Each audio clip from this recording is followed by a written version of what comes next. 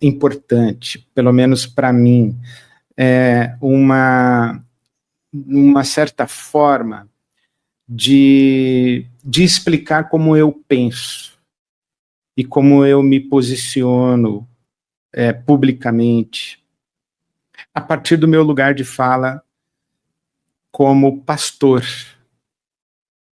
evangélico, né? Eu sou cristão, eu sou um seguidor de Jesus Cristo, eu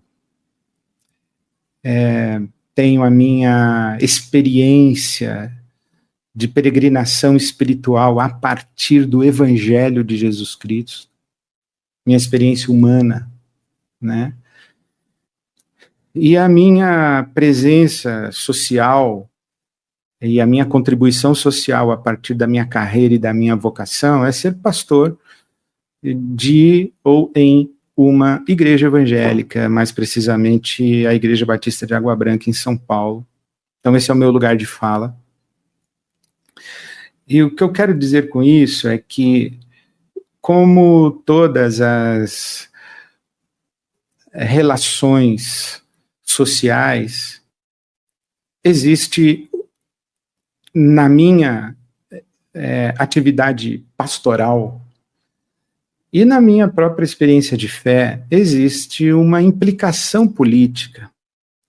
Aquilo que nós somos, cremos, a maneira como vivemos e como nos portamos e interagimos na sociedade tem implicações e consequências políticas.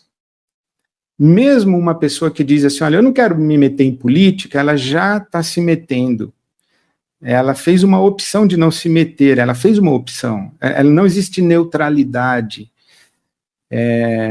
Então, não participar é uma forma de não participar, né? Então, tudo tem implicação política. Algumas pessoas têm consciência disso, outras não. Algumas pessoas dão conotações políticas com intencionalidades e outras não.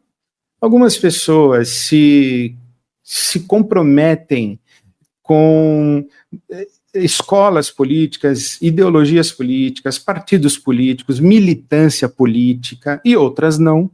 Mas todo mundo, como disse Aristóteles, o ser humano é um ser político, né? Então, o que eu queria dizer é que eu tenho consciência de que a minha presença pública e a maneira como eu ocupo o meu lugar de fala como pastor evangélico tem implicações, consequências e dimensões políticas, é inegável.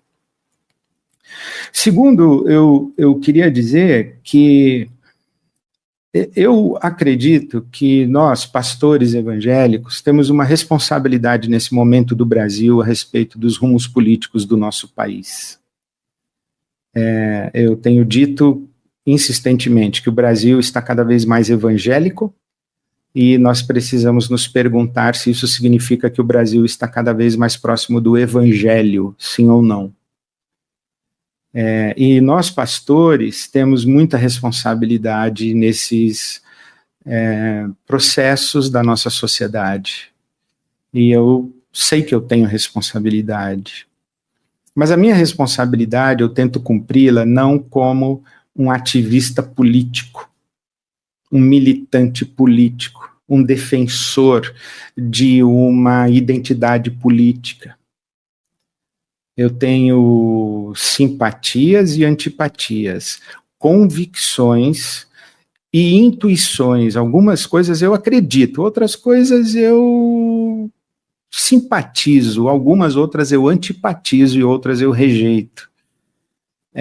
Mas eu não tenho plena convicção de todas as minhas considerações, crenças e opções políticas. Não tenho plena convicção. Tenho alguma, mas não em tudo. E eu não me considero um ativista político. É isso que eu quero dizer. Eu me considero um pastor evangélico. É isso que eu me considero.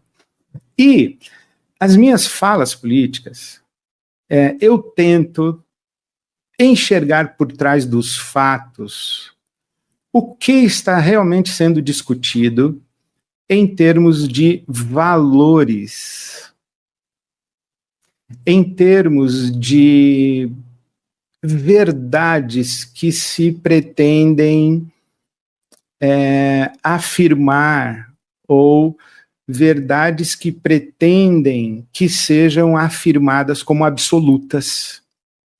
E perceber, eu tento entender as lógicas que estão por trás dos fatos, e se essas lógicas, elas conferem com a minha percepção e o meu entendimento do evangelho, sim ou não. Então, o mais importante para mim não é comentar o fato, é comentar o que está por trás do fato. Não é comentar a notícia. Eu vou começar pela notícia, mas não é ela que me mobiliza. O que me mobiliza é tentar entender o que está por trás da notícia. Até porque eu não confio nas notícias como chegam até nós. Nós hoje no Brasil não sabemos mais o que é notícia e o que é opinião. O que é fato e o que é versão. Então eu olho tudo com muita suspeita. E principalmente quando os veículos de informação, eles fazem opção de lados, de representatividades políticas. E essas opções de lados, eu não me iludo, e eu sei que essas opções não se justificam por convicções e por virtudes, mas se justificam por interesses de determinados grupos e de determinadas forças e de agendas que são ocultas para nós, do grande público, espectador e telespectador e leitor. Então, qual a notícia que eu quero comentar? Eu quero comentar o indiciamento do ex-presidente Jair Bolsonaro e de todos os outros, foram 33, me parece, 33 pessoas que foram denunciadas pela Procuradoria-Geral da República, depois de um trabalho de coligir provas e sustentar, né, as denúncias, e agora o Supremo Tribunal Federal vai avaliar se aceita a denúncia ou não para dar início a um processo de julgamento a partir dessa denúncia de tentativa de golpe de Estado. Tentativa de golpe de Estado. Bom,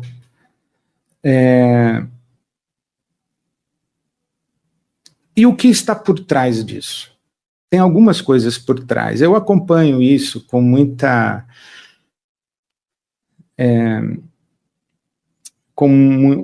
sendo muito afetado, né? Já faz algum tempo. E houve uma época em que eu acreditava que a democracia era uma realidade posta, estabelecida. Isto é, fora de discussão, uma sociedade que não seja democrática. Democracia. O que eu chamo de democracia? Bom, primeiro, um Estado de direito. O cidadão, ele tem direitos e o Estado deve garantir que o cidadão exerça seus direitos. Por exemplo, o direito a ir e vir, direito de associação, direito de crença e não crença, direito e de liberdade de expressão, liberdade de imprensa. Então, direitos. Né? Acredito em direitos humanos, acredito nisso. Né? O que é direitos humanos? A origem do conceito de direitos humanos é garantir, é proteger o cidadão da violência de Estado. Então, por exemplo, se tem um assaltante que assaltou lá o fulano e tal, cadê o direito do cidadão? Só o direito do assaltante? Porque o assalto não tem nada a ver com direitos humanos. Agora, o que o Estado faz com um criminoso tem a ver com direitos humanos. Esse criminoso, ele foi preso, ele foi denunciado, ele teve direito a um julgamento justo, teve direito de defesa, ou ele foi executado na calçada?